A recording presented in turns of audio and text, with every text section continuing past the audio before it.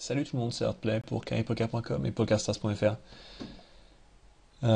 Aujourd'hui pour une petite analyse de main, je vais essayer de faire un peu plus court que la dernière fois où je comptais faire 5 minutes et j'en ai en fait fait 13.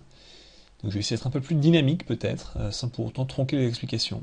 Donc, ici on a 7 et 8 under the gun, on a un joueur un peu faible en big blind, on a un joueur relativement faible, très faible même en middle position. On open une TG, je pense que c'est relativement standard. Et on est payé par RBKK 442, qui est un joueur régulier.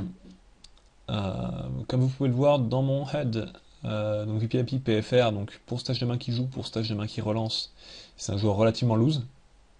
3 bêtes un petit 10%, et surtout un élément qui est important de prendre en compte et qui n'était pas indiqué ici, c'est que j'avais déjà pris 2 ou 3 stacks avant, et donc que quand il me call, je pense que potentiellement il peut être un petit peu en tilt.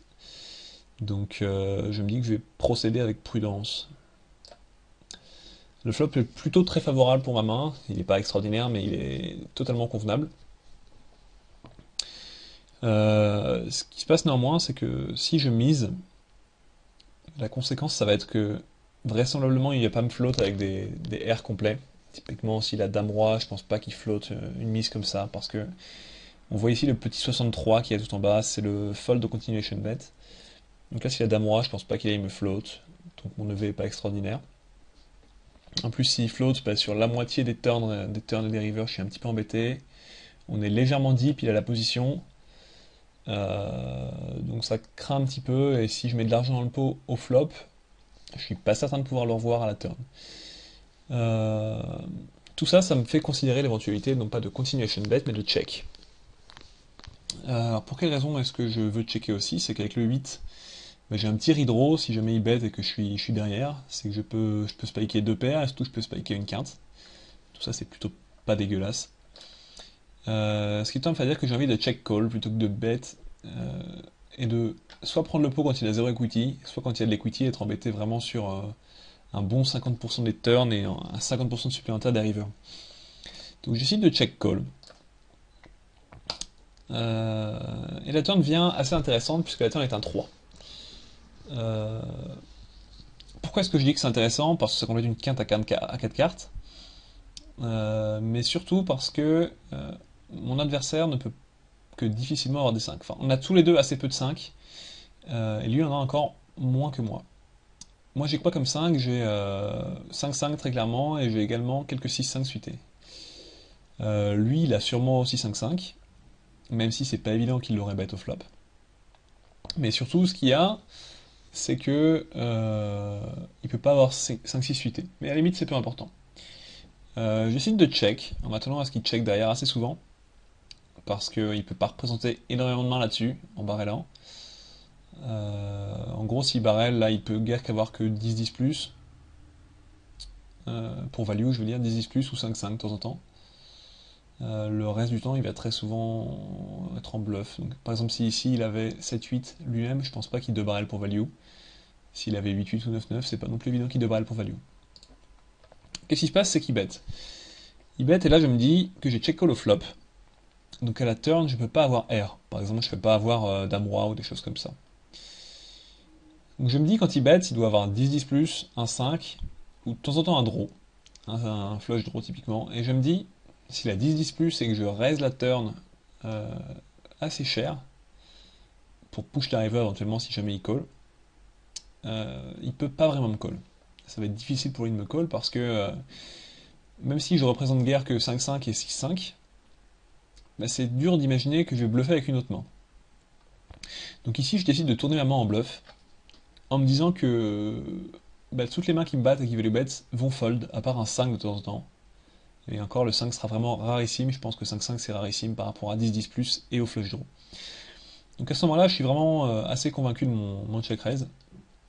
Et il se passe un truc que j'avais un petit peu prévu quand j'ai check raise, c'est qu'il fait tapis.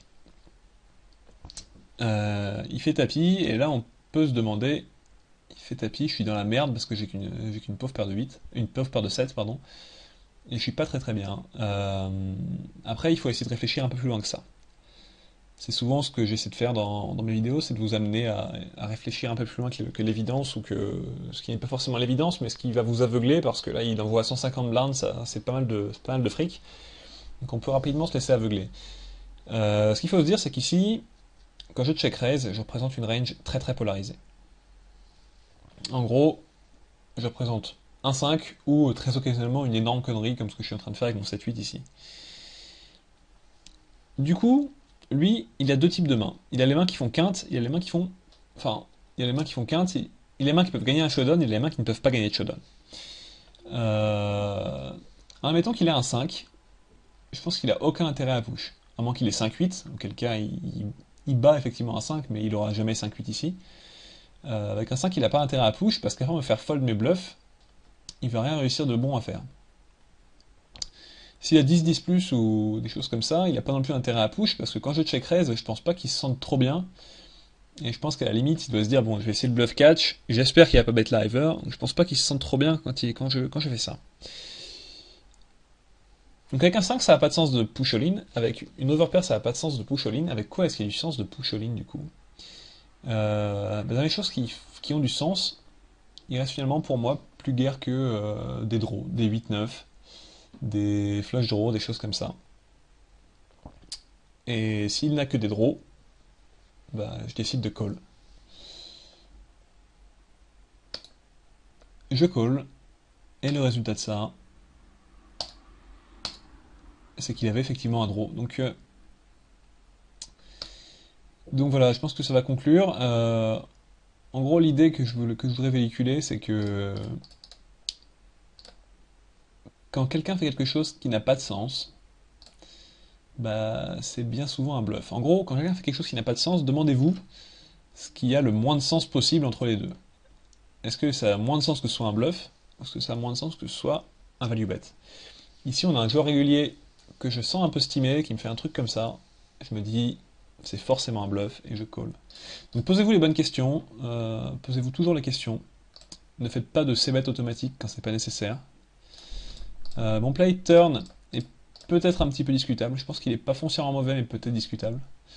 Et quoi qu'il en soit, voilà, si vous avez des commentaires, si vous n'êtes pas d'accord avec ma façon de jouer la main, n'hésitez pas, postez-le, on en parle, et ce sera avec plaisir que j'échangerai poker avec vous.